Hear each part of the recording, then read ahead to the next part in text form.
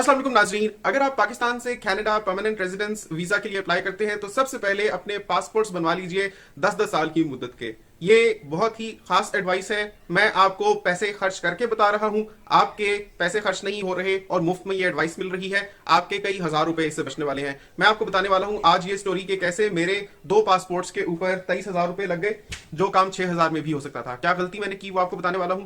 दूसरे नंबर पे मैं आपको ये बताने वाला हूं कि पासपोर्ट रिक्वेस्ट लेटर के बाद आपके पास कितना वक्त होता है कनाडा जाने के लिए, वो कौन सा माइलस्टोन होता है या इंपॉर्टेंट डेट होती है जब से काउंटडाउन स्टार्ट होना शुरू हो जाता है, और आपको कितना वक्त मिलता है अपने मुल्क से कनाडा मूव करने के लिए। ये जानना बहुत ही जरूरी है क्योंकि उसी वक्त या मियाद या मुद्दत के हिसाब से आपको बहुत से फैसले लेने होते हैं कि कब आपको क्या चीज करनी है। क्योंकि जाहिर है जब आप अपने मुल्क में रह रहे होते हैं तो एक सिस्टम में चल रहे होते हैं, आप सेटल्ड होते हैं। अपने मुल्क से सारी चीजों को वाइंड अप करना और फिर ये देखना कि कनाडा में आपको किन किन चीजों की और कितने फंड्स की जरूरत होगी और उनको आपने कैसे अरेंज करना है उस लिमिटेड टाइम स्लॉट में, ये सब फैसले वक्त पर करना बहुत जरूरी है।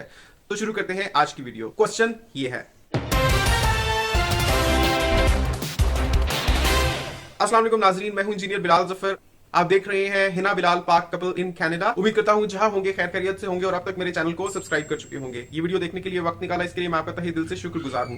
तो नाजरीन, जब आपको पासपोर्ट रिक्वेस्ट ईमेल आती है, मतलब बुनियादी तौर पर क्योंकि सारा काम आप ऑनलाइन कर रहे होते हैं, सारी कॉरेस्पॉन्डेंस आपकी ईमेल्स के थ्रू या वेबसाइट पर डॉक्यूमेंट्स अपलोड करके होती है, तो वहीं से आपको नोटिफाई किया जाता है। तब तक आपको अपने पासपोर्ट सबमिट करने हैं। हमारी जो कैनेडियन पीआर एप्लीकेशन की जर्नी है वो प्रेजेंटली इस स्टेज पर है कि हमसे पासपोर्ट्स मांगे गए हैं ताकि उनके ऊपर वीजा स्टैंप करके दिया जा सके और फिर उसी वीजा की बेसिस पर हम कनाडा जाएंगे और वहां जाकर हमें परमानेंट रेजिडेंट कार्ड्स मिलेंगे इंशाल्लाह। तो अब जबकि हमने पासपोर्ट्स सबमिट करने हैं वीजा लगवाने के लिए, साथ ही हमें यह भी बताया गया है कि कब तक हमने कनाडा आना है और अगर नहीं आते तो क्या होगा, वो भी मैं आपको बता देता हूं। यानी जो उन्होंने डेडलाइन दी है, अगर तब तक हम कनाडा में लैंड नहीं करते तो फिर ये सारा प्रोसेस कैंसिल हो जाएगा, ये सारी पीआर कैंसिल हो जाएगी, कोई भी पैसे रीइंबर्स नहीं होंगे और कुछ भी बेसिकली हाथ नहीं आएगा। उसके बाद अगर मैं जाना चाहूं कनाडा तो फिर मैं अभी की प्रोसेस हुई एप्लीकेशन की बेसिस पर नहीं जा पाऊंगा, बल्कि मुझे नए सिरे से एप्लीकेशन लॉन्च करनी पड़ेगी, जिसके चलते तो मुझे लगता है कि एप्लीकेशन सक्सेसफुल नहीं होगी। क्योंकि अब since I am the principal applicant तो मेरी उस रेड जोन में एज आ चुकी है, तो इस वजह से मेरे पास यही एक मौका है कनाडा जाने का। अच्छा, कब तक का मौका है और कब से मुद्दत स्टार्ट हो जाती है? बुनियादी तौर पे जिस रोज आपके मेडिकल्स होते हैं उससे 1 साल का अरसा होता है।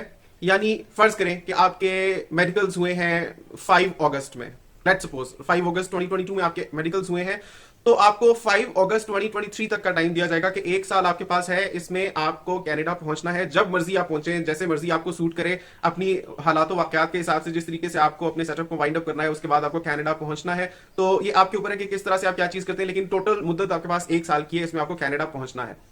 अच्छा, इसमें एक और फैक्टर भी अपना रोल प्ले करता है। अगर आपकी फैमिली जितने बंदे जा रहे हैं, मैं प्रिंसिपल एप्लीकेंट हूं और हिना और बच्चियां डिपेंडेंट्स हैं, तो अब हम चारों के पासपोर्ट्स की एक्सपायरी डेट इसके बाद की होनी चाहिए, तब तो काउंटडाउन स्टार्ट होगा डेट ऑफ मेडिकल से 1 ईयर का।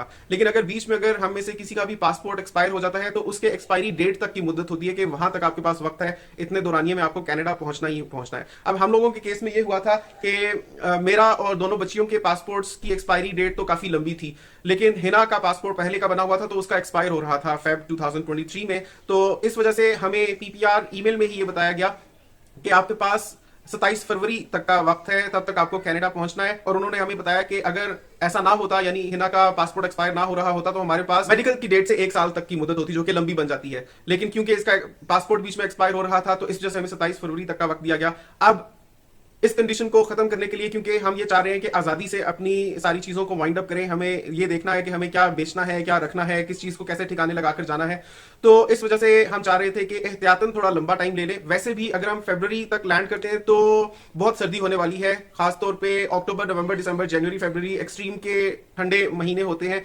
इसमें जॉब मिल भी सकती है लेकिन जॉब सर्च करना ही थोड़ा सा दुश्वार हो जाता है। तो कनाडा अगर आप किसी भी मुल्क से जा रहे हैं, मान लीजिए आप भारत से भी जा रहे हैं, तब भी बेहतरीन months to land in Canada are March, April, especially मई, जून। ये बहुत अच्छे महीने हैं, इसमें आप जाएंगे तो आपको सारी चीजें इन फुल स्विंग मिलेंगी और मुमकिन है कि आपको नेक्स्ट डे ही जॉब भी मिल जाए। तो इस वजह से पीपीआर ईमेल आने के बाद हमने सबसे पहला काम ये किया कि हिना का पासपोर्ट रिन्यू करवाया और इसकी एक लंबी एक्सपायरी डेट है। साथ ही साथ हमने लंदन में इमिग्रेशन ऑफिस को ईमेल कर दी कि क्योंकि हिना का पासपोर्ट एक्सपायर हो रहा था, इस वजह से हमारी डेट कम थी, तो मैंने नया पासपोर्ट बनने के लिए दिया है, तो काइंडली आप हमारी कनाडा लैंड करने की मुद्दत को मेडिकल से 1 ईयर तक काउंट करें। तो हमारी ईमेल का रिप्लाई ये आया था कि ठीक है, जैसे ही आपका पासपोर्ट बनकर आता है, यानी हिना का पासपोर्ट बनकर आता है, तो इस ईमेल के रिप्लाई में वो हमें भेज दें।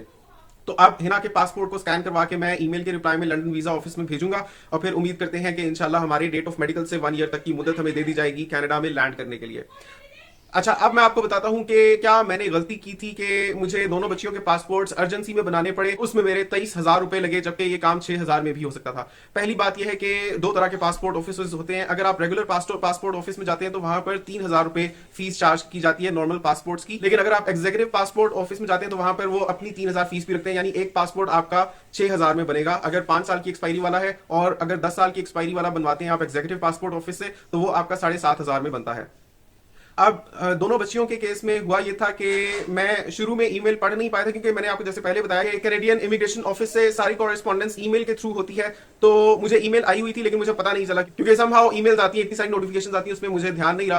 तो ईमेल आए हुए 10 दिन हो चुके थे, तो तब मैंने ईमेल पढ़ी। उसके बाद वीकेंड था और फिर कुछ ऑफिशियल हॉलीडेज आ गई थी, तो मेरे पास काफी कम वक्त रह गया था बच्चियों के पासपोर्ट्स बनवाने के लिए। यहां तक कम वक्त रह गया था कि समझ लीजिए कि आखिरी 10 दिन रह गए थे। तो अर्जेंट से अर्जेंट मैंने फिर बनने के लिए दिया, और वो भी एग्जीक्यूटिव पासपोर्ट ऑफिस में, और वो दो बच्चियों के हमारे 23,000 रुपए लगे।